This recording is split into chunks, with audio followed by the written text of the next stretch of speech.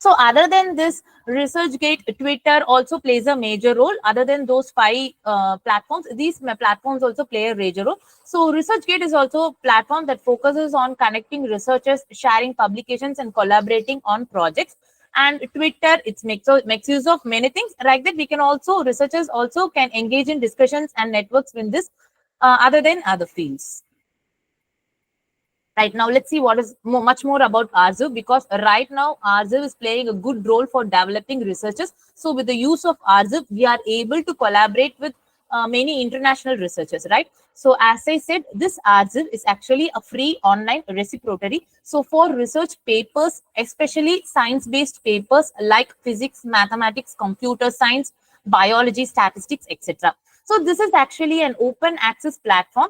We can download as many times as many research papers that are available in RZIV.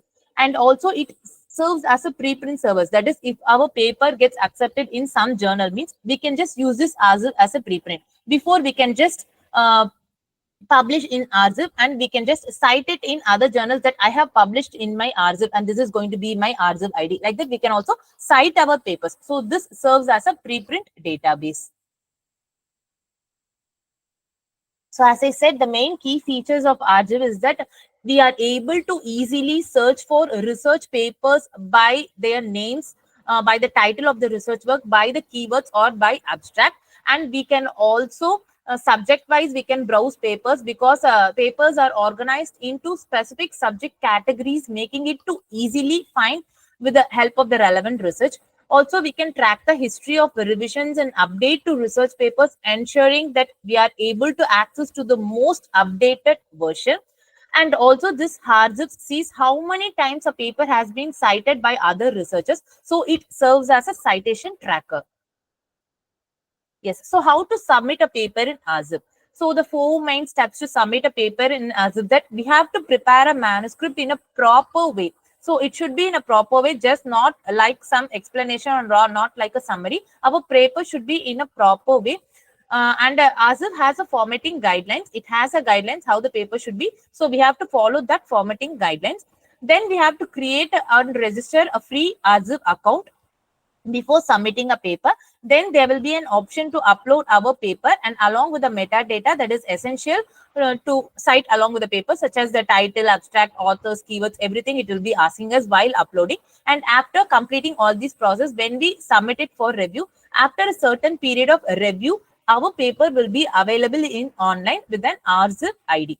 So this is going to be an RZIV. I have just shared an RZIV page. So all of you, all the researchers can make use of this RZIV page to enhance your paper's work. So this will help us to get much more collaboration. It will also help us to make our research work much more fruitful, and we can also expand our research work. We will be able to get much more ideas, and we can be able to submit in some reputed journals by using this RZIV also. Because while submitting for reputed journals, we can just mention that in RZIV, my papers was cited this much time, my papers was viewed this much times.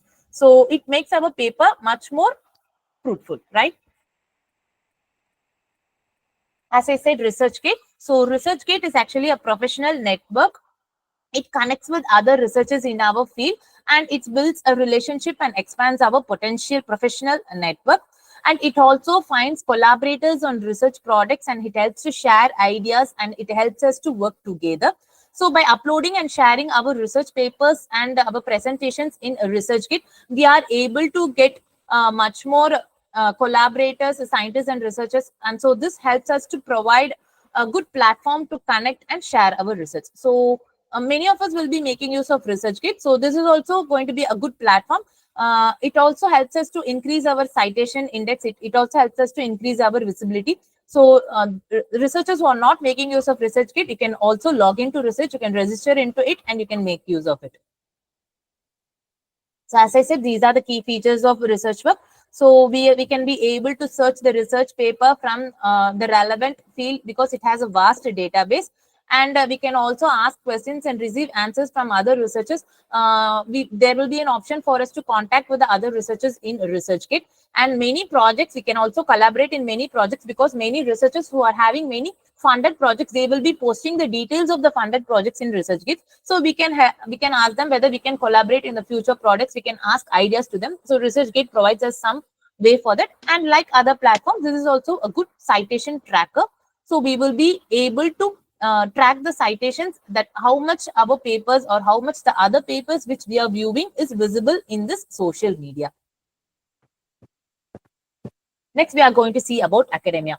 So similar to ResearchGate, Academia is also a platform for academicians to share research, and it also helps us to connect with peers and gain recognition in our work. So similar to ResearchGate, here also we can share our research by uploading our research papers. So this will help us to connect with the other academics, and this is also a good citation tracker.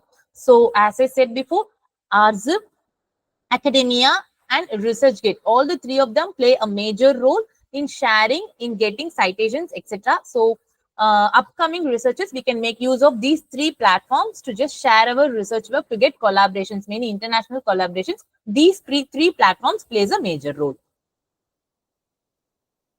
Yeah, I have compared all these three platforms here. So as I said before, ResearchGate focuses on sharing preprints in specific scientific fields, especially in fields that is based upon science, like computer science, mathematics, physics, chemistry, biology, right? So ResearchGate focuses on mainly science-specific fields, not on art-specific fields. And ResearchGate, it focuses on all kinds of fields. ResearchGate Academia, it also prioritizes researchers, and it also helps in sharing and getting recognition. So instead, while if you want to get collaborations with respect to funding projects, means ResearchGate plays a major role, because there is an option for us to upload our funding projects, details of our funding projects. But ResearchGate and Academia, full and full, it gives importance only to research papers. Okay.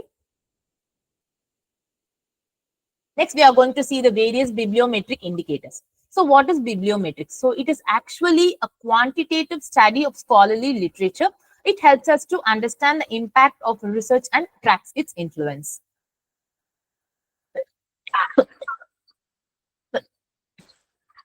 So first we are going to see about H-index. So I'll show you how to see H-index in a Scopus page. So after seeing this, I'll just show you. So what is actually H-index? So it is actually a measure that measures a researcher's productivity and impact. So H-index, if you're having a H-index value of 10 in Scopus, means that it means that 10 papers of ours that is visible in Scopus has been cited 10 times. So this H-index is given by various platforms, like it is given by Google Scholar, like various platforms. But H-index is only valuable if you are getting it as a good score in Scopus, not in other platforms. For example, I'll be just showing that before going to others. Wait.